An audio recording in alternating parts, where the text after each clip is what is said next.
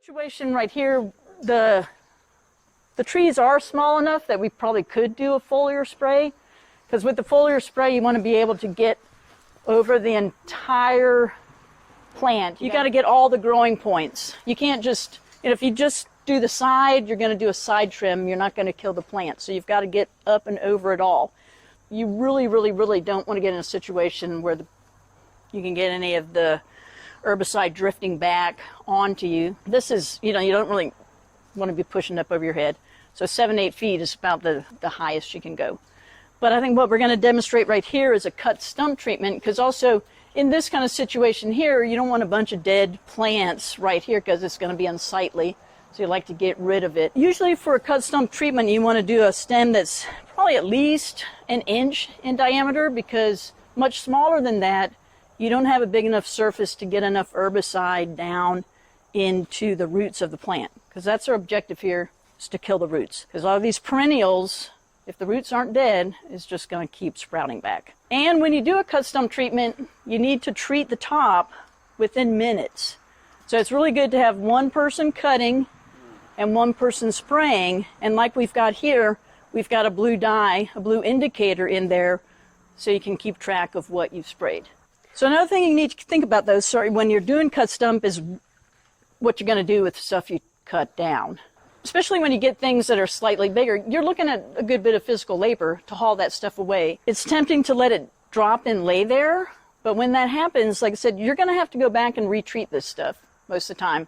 And you've just created a bunch of tripping hazards, nice places for snakes to hide, which is great for the snakes, but not good for you when you're going back to treat. So it's just good to plan on hauling it away, and you have to have a plan for what you're going to do with all of that.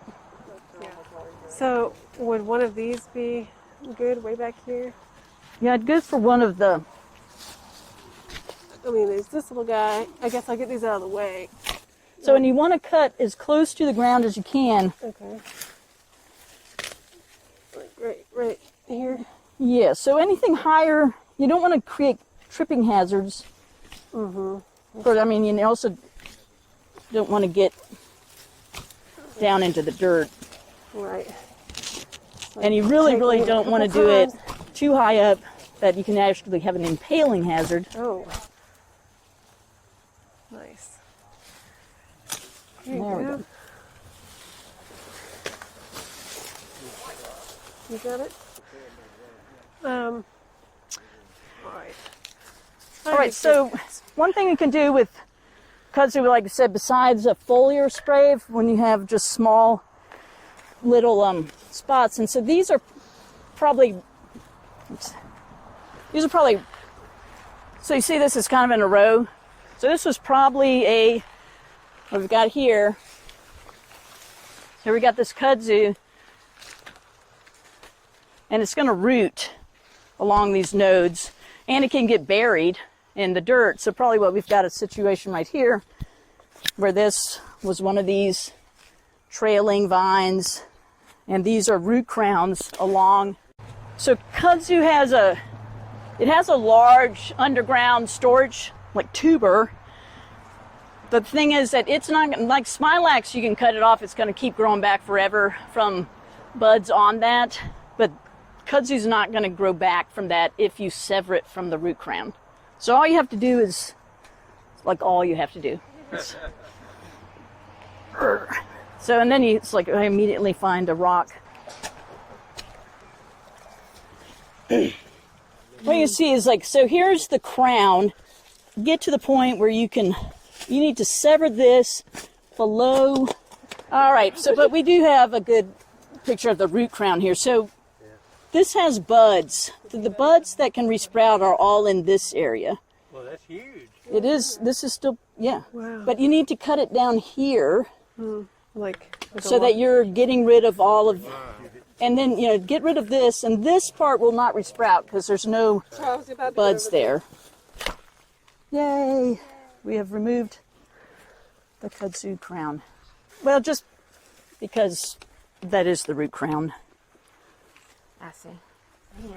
And really, you probably, it's fine to spray that. Oh, don't need to. But for good measure. Yes. All right, so obviously that's a lot of work. And a lot of times, if the ground isn't that hard, you can just kind of get a sharp, saw or good loppers or something and lift that up and snip it. Okay, so that is the kudzu chop, where you just cut underneath the root crown and remove it. Like I said, you can have hundreds of thousands of those in within an area. So yeah, you don't want to just chunk those back in the dirt like I did. So a lot of times sometimes it's kind of fun, you kind of just hang them up on a branch or something, let them dry out. Okay. Or else you need to, bag them and get them into the trash. So it was brought in like in 1918, I think, for like one of the first world fairs. And then it was also used as an ornamental. Actually, it's a shady vine for porches. But it started showing aggressive signs then. But if that had I think if kudzu had only been introduced as an ornamental, it wouldn't be the problem it is today. But then it was reintroduced and planted widely in the 30s and 40s for erosion control. Yes, it's very high in nutrients. So they, experimented using it for livestock forage. But, as you might imagine, it's kind of hard to bale this. So, and then, of course, even the cows get lost in it, too. Tractors, cows. But no, it's great forage, but it's not practical.